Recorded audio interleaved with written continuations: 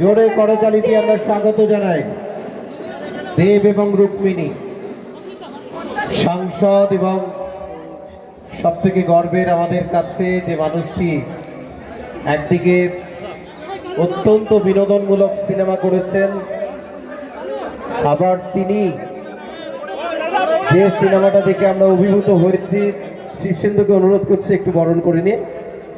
Sripalli welfare association, Shirshendu হচ্ছে আমরা বাড়িতে অনেক সময় বসে বসে যখন ছোটদের সাথে চাঁদের পাহাড়টা মন দিয়ে দেখি।